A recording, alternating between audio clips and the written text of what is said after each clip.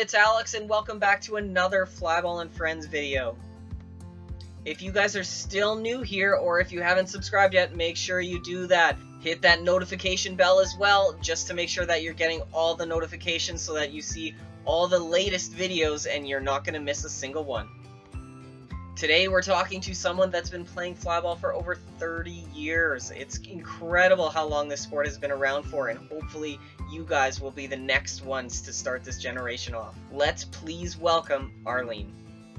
Alright, welcome Arlene. I'm so glad that you could be here. I know you've been playing flyball for quite some time, so I'm glad that you could take time out of your day to be here. If you could tell us a little bit about yourself.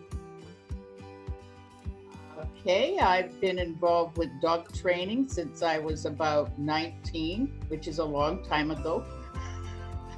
I started out doing obedience and confirmation, and then my obedience was more fun than the confirmation was, and I've went through several different breeds over the years. I started out with Dobermans and a German Shepherd and a Schnauzer, and then Springer Spaniels I bred for, about 15 years. And then my partner, my business partner, had a Border Collie and said, "You've got to have a Border Collie. You just got to have a Border Collie." And I kept saying, no, no, no. And then she had a litter, and there was one that was in the box that kept saying, me, take me, take me.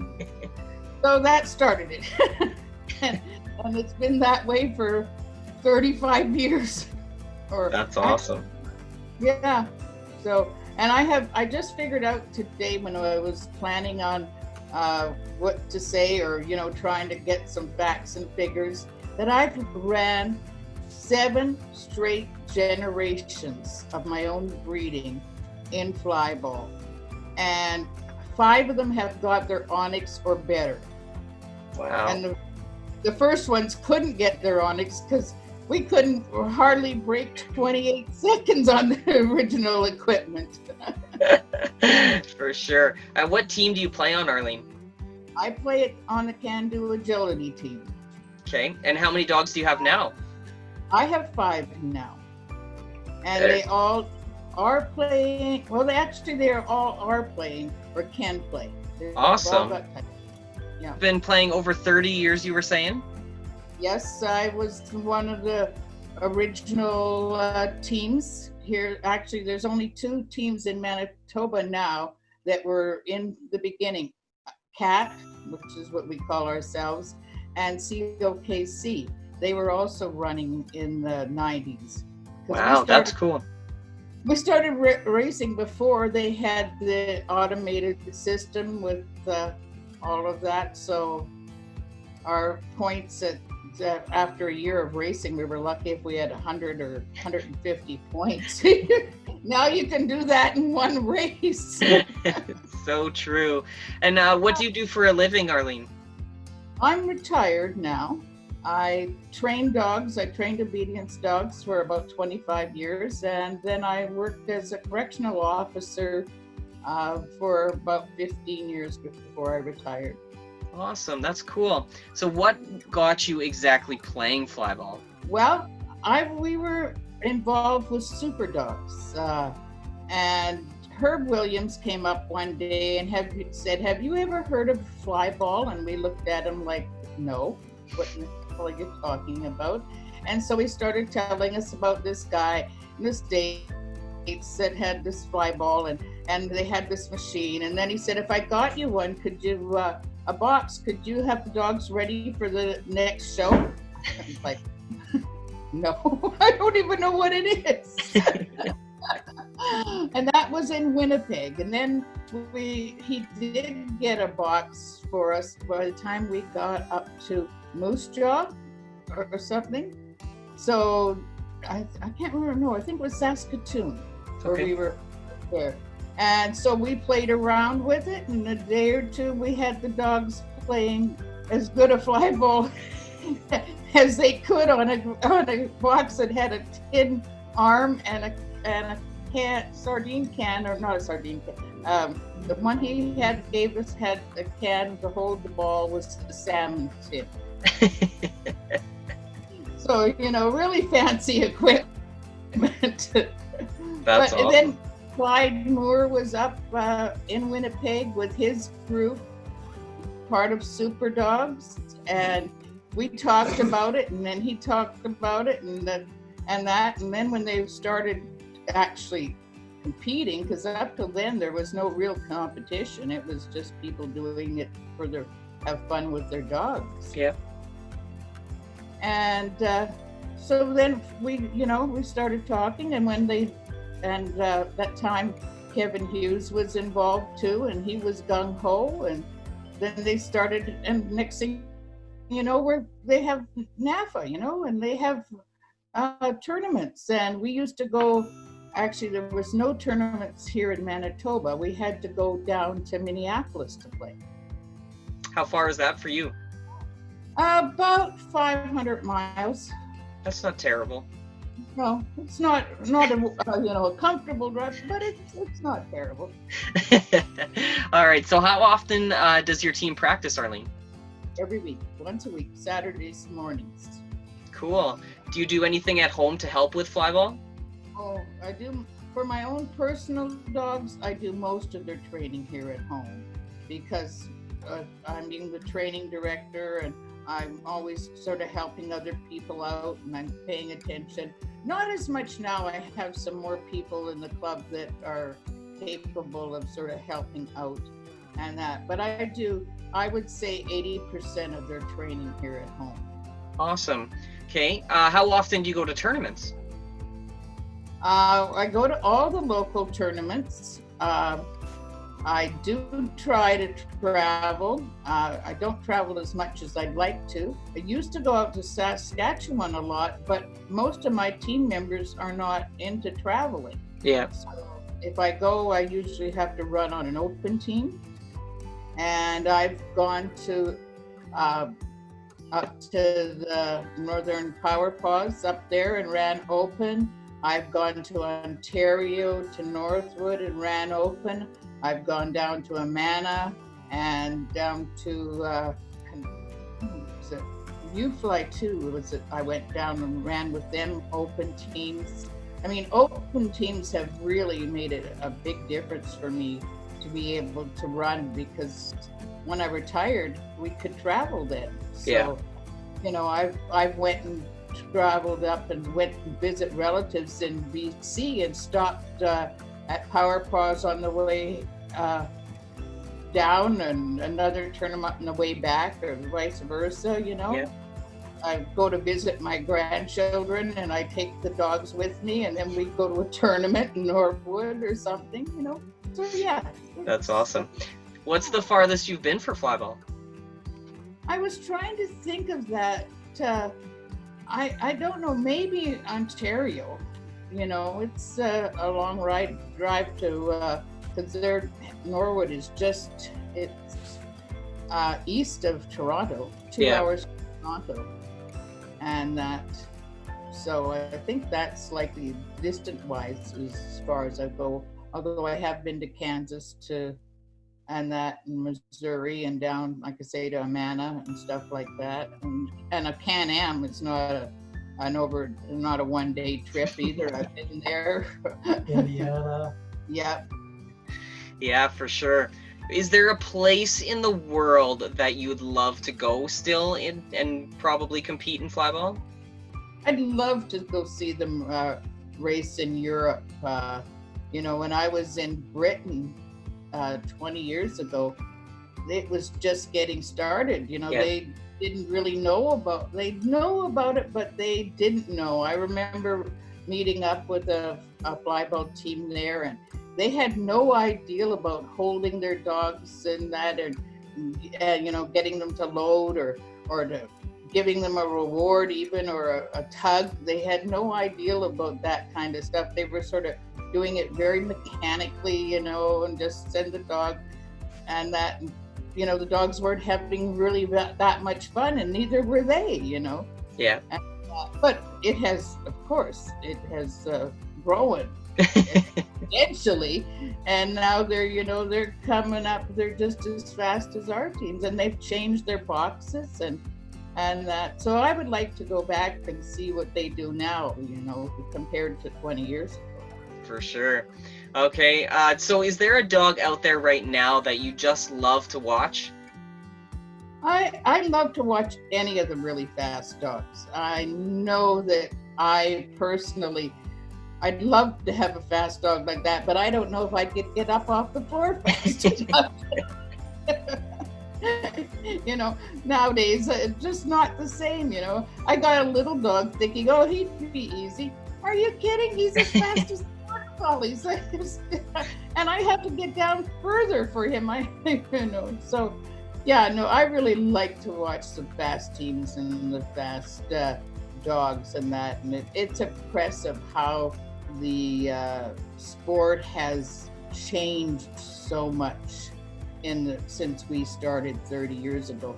I mean, 30 years ago, I don't think there was 80 teams all across Canada and the United States, So, and I was looking just out of curiosity the other day, and of the first 80 teams that I can sort of know were running at the beginning, only 60 of them are still operating as an active team. Wow, that's crazy. Yeah, so a lot of people, for whatever reason, whether they just don't run anymore or they run with other teams. Yeah. That could happen too. It does happen.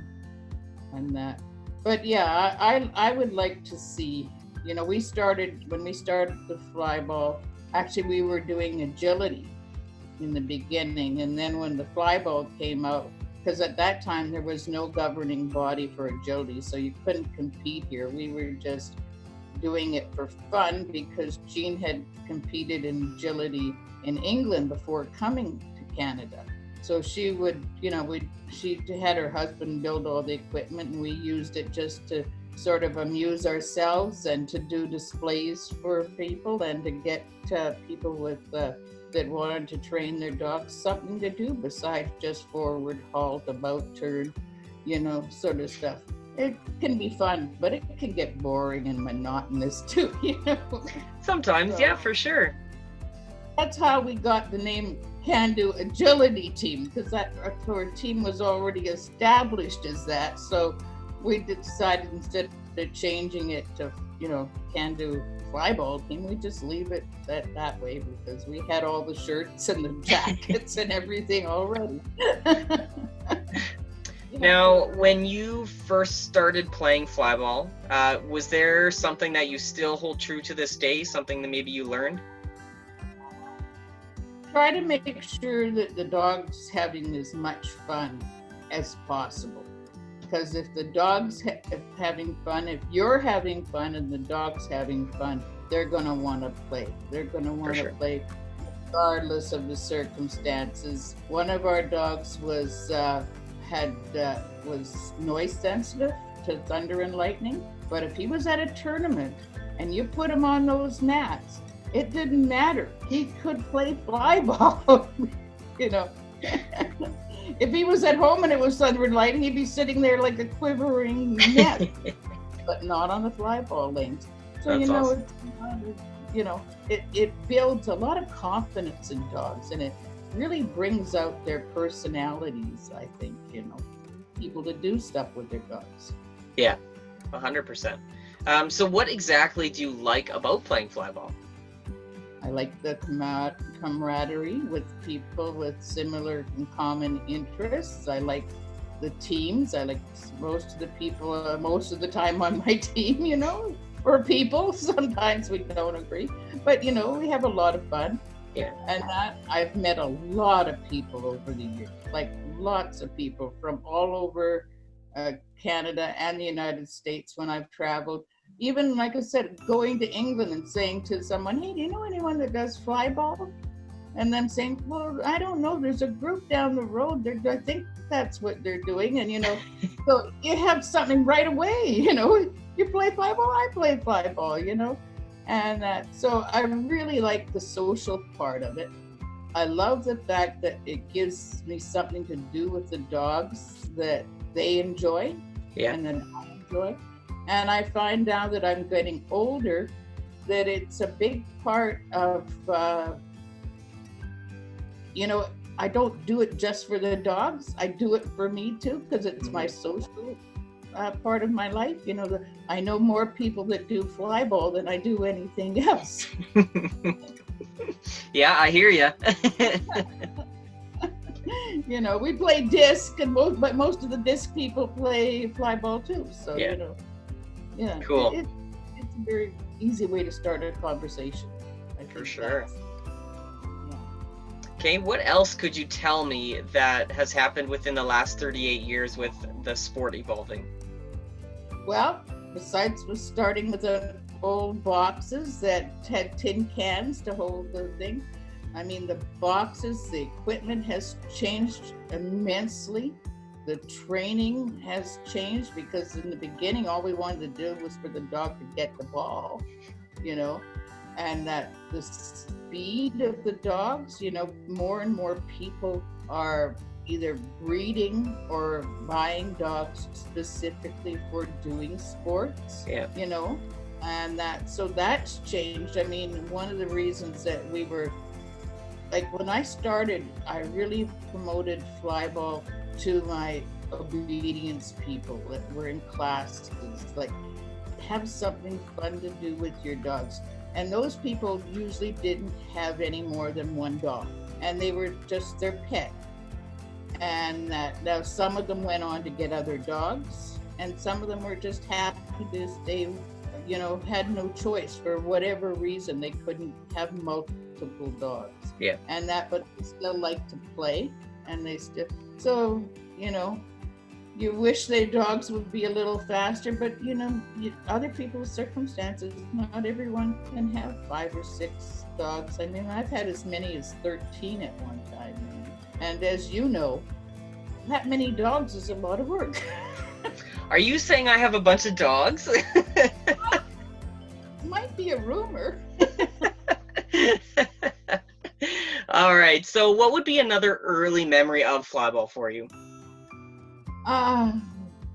Well, in the early times, our timing was all by hand. So they had people who were on the stopwatches. So there was always a bunch of griping about who was doing the stopwatch work and whether they were, too slow or too fast, or they even noticed the dogs that were finished, And but like I say, I mean, it evolved. It got better, and that the equipment, the training, the one of the things I really used to like, though, in the beginning, and that is when a race was finished, in the beginning, everyone would shake hands. Didn't matter who you were running against.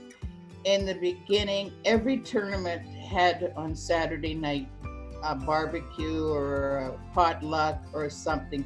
So it really, you got to know the people you were racing against, especially if you were out of your own town, You went to Saskatchewan, or went down to the States, to Minneapolis, you really got to know people. And that's not there as much anymore. I mean, and I realize sometimes it's because they're trying to move the races along, because the sport has grown, Yeah. So, but that was one of the things I liked, because you got to, sometimes now you don't have time to get to know the people you're racing against. For sure. Or even to watch all the dogs that they're racing against. So that's one of the things I sort of missed from that early days. Yeah, I remember when the judge used to run to the side to see which dog came across the finish line before. Yeah, he had time to get to the side, right? Yeah. Yeah. All right, so what would be one of your favorite memories of flyball, whether it's on or off the racing lanes? Anytime I start a new dog and it actually, the penny drops and it gets, but I really have been really quite excited for my dogs when they have won, like Onyx or they've got to 30,000 points, or they've just, like my dogs are not really fast dogs. They're consistent. You don't send them down not knowing whether they're going to come back. You don't know whether they're going to run 4 seconds or 5 seconds. They pretty well run consistently every heat, which always makes it easy for me for timing. It makes it easy to seed your teams, and it makes it easy to pass them off to someone else and say, hey, she runs 4-2. And she'll run 4-2 for you or me, Yeah. That's, it, but there's so many things that it's really hard to pick out one thing, That's fair. Yep. You know. Now, would you have anyone in flyball that you look up to as a mentor? Maybe it was when you first started, or maybe even now. Well, that was one question I was having a really hard time thinking of.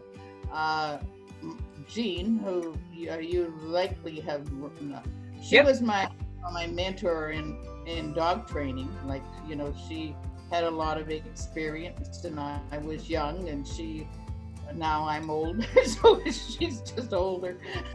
But, she helped me a lot in learning how dogs think and how dogs work and how to train.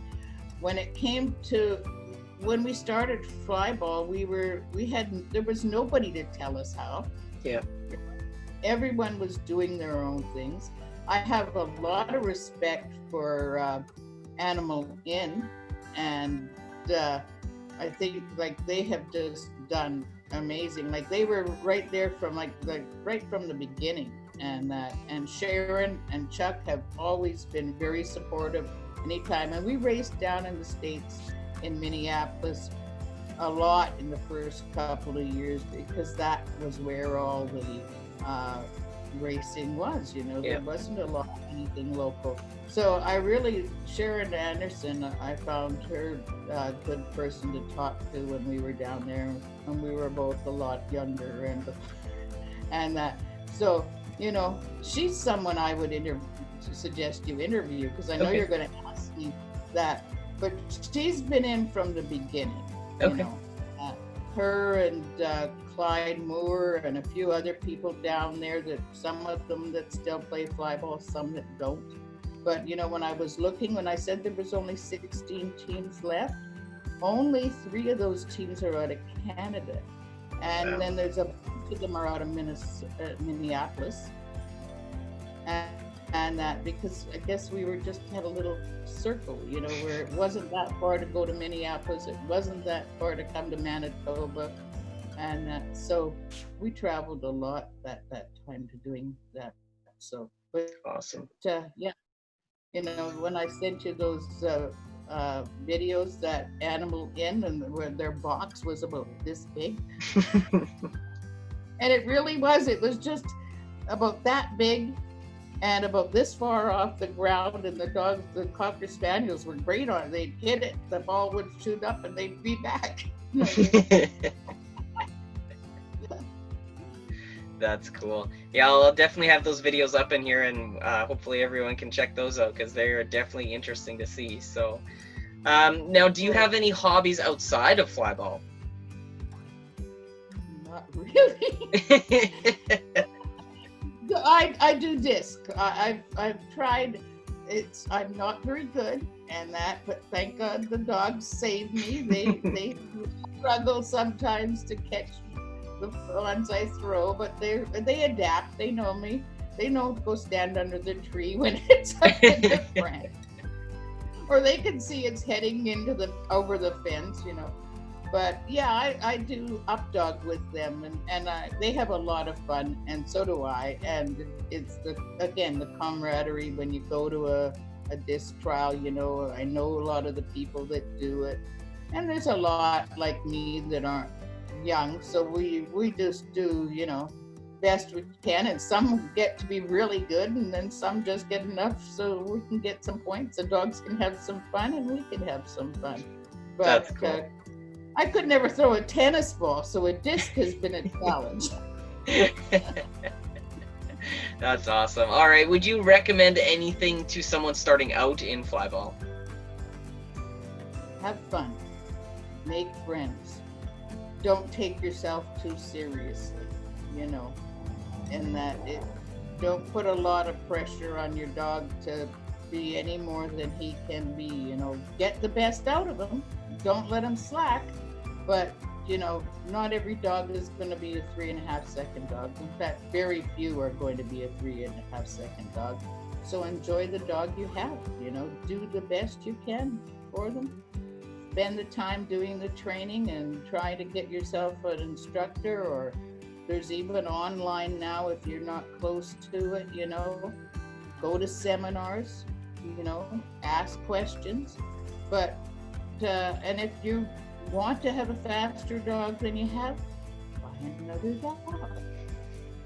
But that doesn't mean you have to stop playing with the one you got. Yeah. You know, again, you have different levels and that, so everyone can play. It doesn't matter. I mean, we have a Schnauzer on our team that we think he's doing great if he can get near 6 seconds, you know, and now he's almost 10. So he's slowing down and he's retiring this year. Well, he was going to retire this year at our tournament. That, of course, is off the books now.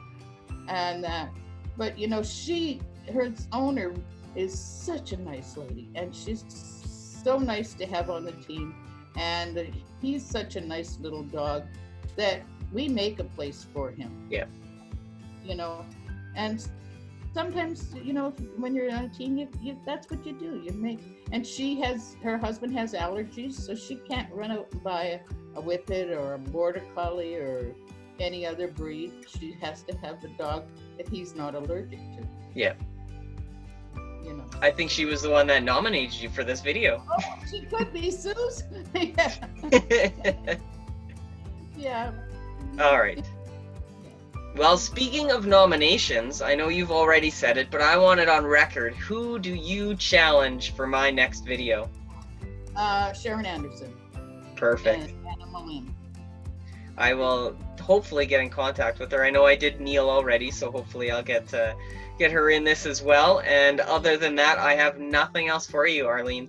Okay, well, thanks, Arlene, so much for being here. And hopefully at some point soon, we'll be able to see each other on the racing lanes again. Thanks again so much, Arlene, for doing this with me. It's amazing how long you've been doing this, and hopefully you can keep playing for a couple more years. If you guys would like some more information on Arlene's team, make sure you check out the description below. There's a link there that you can check out. If you guys would like some more information just on flyball in general, make sure you check out the links below. Get started playing flyball. We all want you out there and we all want to see you. So until next time, see you then.